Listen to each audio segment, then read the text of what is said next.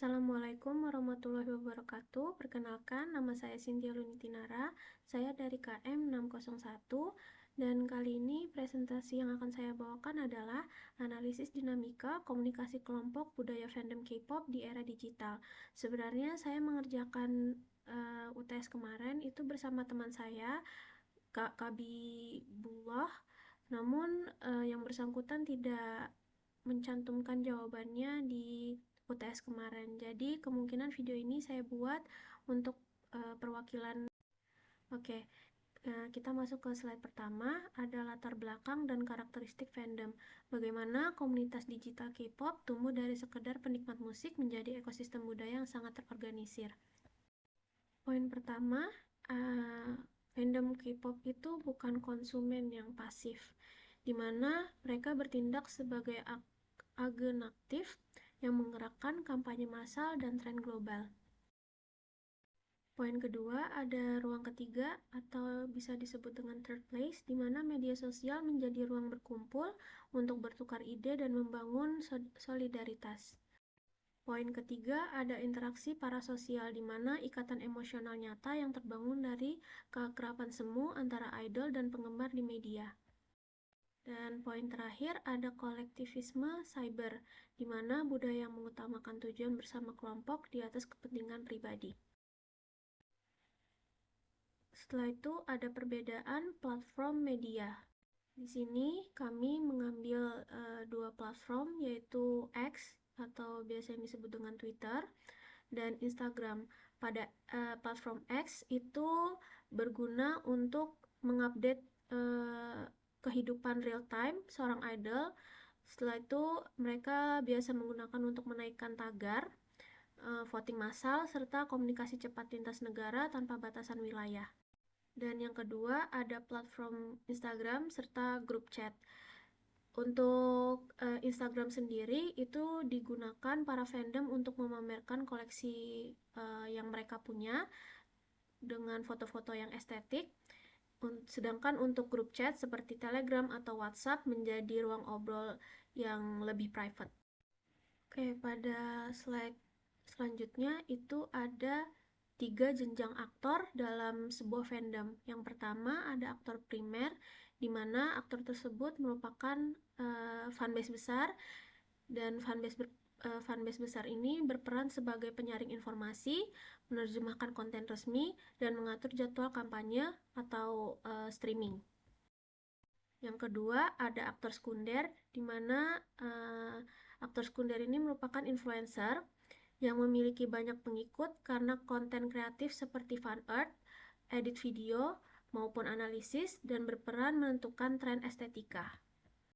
Dan aktor yang terakhir yaitu aktor tersier, di mana di dalamnya ada para penggemar yang mengikuti influencer atau fanbase besar, di mana para mayoritas anggotanya berinteraksi untuk melakukan seperti retweet, like, replay, dan penentuan utama viral seperti mungkin ada kegiatan yang ingin dilakukan atau streaming video terbaru mereka dan lain-lain.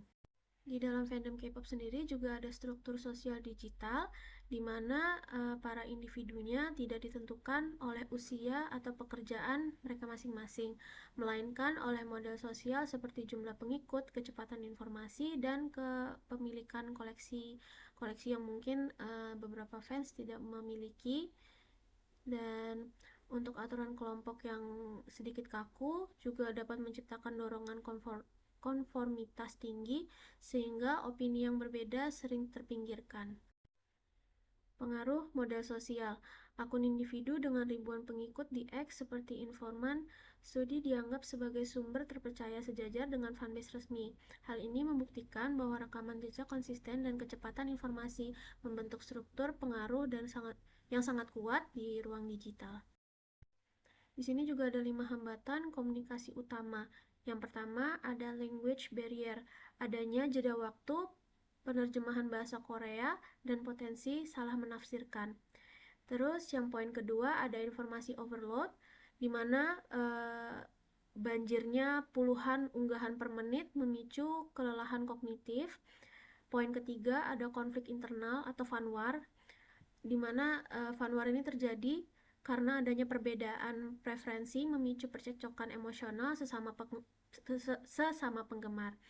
Dan ada poin keempat, ada aturan privat aku, di mana aturan ketat di dalam WhatsApp group atau Telegram membuat anggota baru merasa sedikit canggung.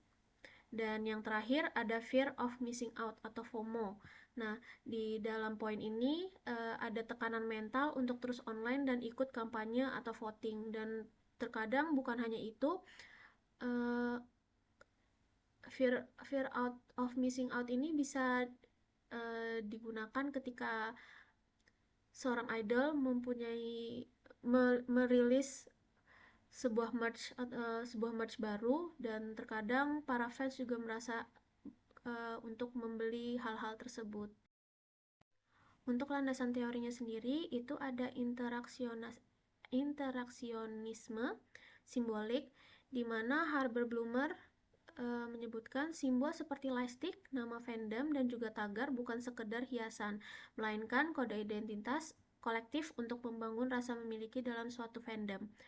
Dan yang terakhir ada teori jaringan sosial, di mana Barnes and Mitchell menyebutkan bahwa fandom itu merupakan sebuah jaringan yang padat, dan fanbase itu berfungsi sebagai pusat untuk menghubungkan antar individu. Sedangkan akun-akun aktif yang dimiliki oleh per individu itu merupakan jembatan penyebar informasi secara cepat. Yang terakhir ada saran dan rekomendasi praksis. Untuk para penggemar, perlunya menjaga keseimbangan antara aktivitas digital dan dunia nyata untuk menghindari kecemasan akibat tertinggal untuk voting atau men-streaming MV-MV baru atau memiliki merchandise. Dan untuk para admin fanbase itu menyediakan ruang diskusi agar tidak terjadi tekanan kelompok dan cancel culture. Dan yang terakhir, literasi digital pentingnya melakukan verifikasi informasi sebelum menyebarkan informasi guna mencegah penyebaran hoaks di dalam sebuah fandom, karena hoaks sendiri juga bisa memicu pertikaian atau bisa disebut dengan fan war di dalam sebuah fandom tersebut. Mungkin itu saja yang bisa saya sampaikan. Kurang dan lebihnya mohon dimaafkan. Terima kasih. Assalamualaikum warahmatullahi wabarakatuh.